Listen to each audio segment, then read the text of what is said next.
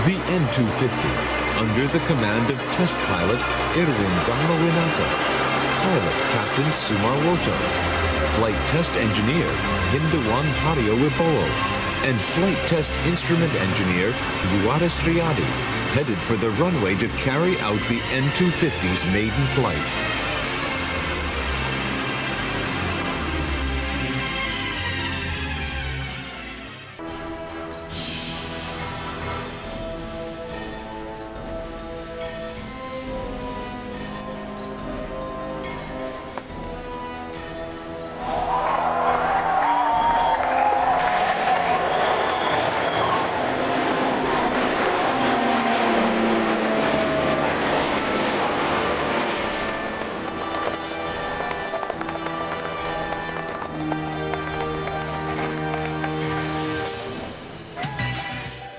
Halo teman-teman, selamat datang di channel Teras Rumah.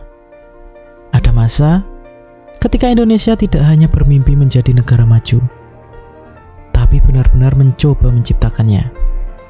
Bukan lewat pidato, bukan lewat janji, tapi lewat sesuatu yang bisa terbang, yaitu sebuah pesawat. Pesawat itu diberi nama N250 Gatotkaca, nama yang diambil dari tokoh pewayangan. Tokoh yang dikenal karena kekuatannya dan kemampuannya terbang. Dan mungkin itu bukan nama yang dipilih tanpa alasan. Karena pada saat itu Indonesia sedang mencoba melakukan sesuatu yang dianggap mustahil. Membuat pesawat penumpang sendiri, bukan merakit. Bukan membeli lisensi, tapi benar-benar membangun dari nol. Dan dunia sempat menoleh.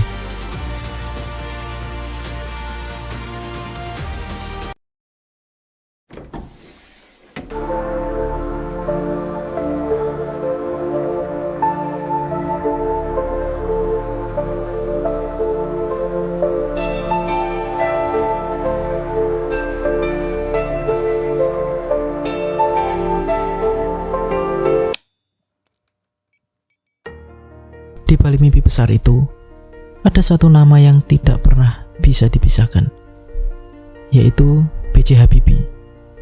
Seorang insinyur, seorang pemikir, dan seseorang yang percaya bahwa bangsa ini bisa berdiri di atas kakinya sendiri. Habibie punya keyakinan sederhana. Jika Indonesia ingin maju, maka Indonesia harus menguasai teknologi. Dan salah satu teknologi paling rumit di dunia adalah pesawat terbang. Banyak orang saat itu menganggap gagasan itu terlalu tinggi, terlalu mahal, terlalu sulit. Tapi Habibie melihat dengan cara yang berbeda. Baginya, masa depan tidak bisa dibangun dengan rasa takut, tapi dengan keberanian. Di bawah industri pesawat terbang Nusantara, lahirlah sebuah proyek besar, yaitu N250, pesawat regional turboprop, dirancang untuk mengangkut sekitar 50-70 penumpang. Tapi yang membuatnya istimewa bukan jumlah kursinya, melainkan teknologinya. N250 menggunakan sistem fly-by-wire, teknologi yang pada masa itu sangatlah maju. Bahkan untuk kelas pesawat regional. Artinya, kendali pesawat tidak lagi sepenuhnya mekanis, tapi elektronik. Lebih presisi, lebih modern, lebih aman. Ini bukan sekedar pesawat biasa. Ini adalah bukti bahwa Indonesia tidak main-main.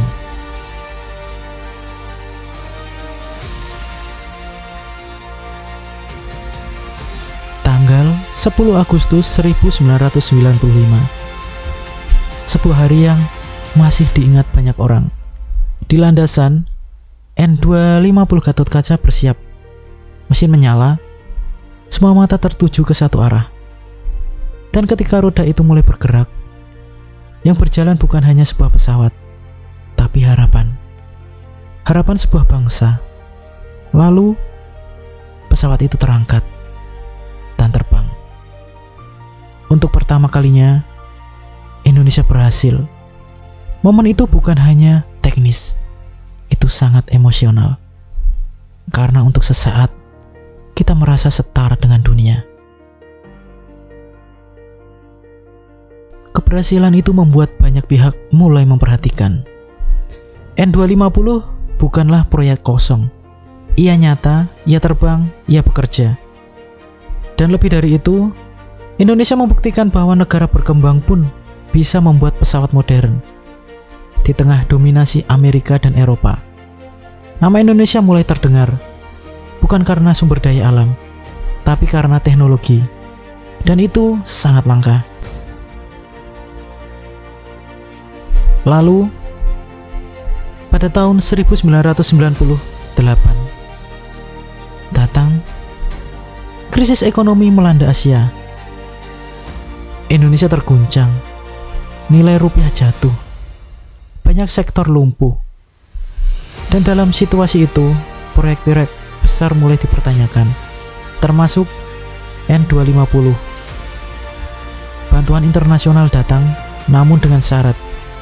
Salah satunya untuk menghentikan proyek yang dianggap terlalu mahal. Dan disitulah mimpi itu mulai berhenti. Bukan karena gagal terbang, bukan karena teknologinya buruk, tapi karena keadaan.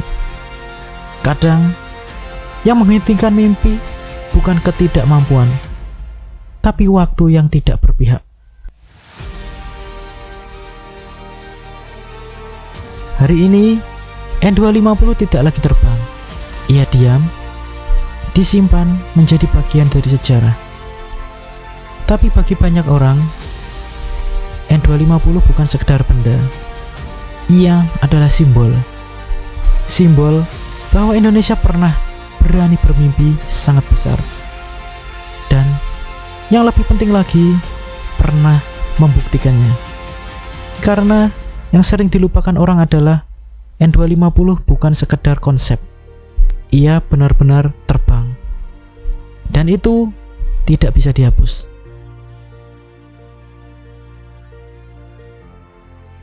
Mungkin hari ini dunia lebih mengenal pesawat dari Boeing ataupun Airbus. Tapi ada satu masa ketika Indonesia hampir masuk ke sana. Hampir. Dan meski langkah itu terhenti, jejaknya masih ada. Dalam sejarah, dalam ingatan, dan dalam hati banyak orang. N250 Gatotkaca mengajarkan satu hal, bahwa bangsa ini pernah bermimpi besar. Dan ketika mimpi itu sempat terbang, kita tahu bahwa Indonesia sebenarnya mampu. Mungkin bukan soal apakah kita bisa, tapi apakah kita berani mencoba lagi. Demikian cerita dari channel Teras Rumah. Jangan lupa like, komen, dan subscribe agar kalian gak ketinggalan cerita menarik berikutnya.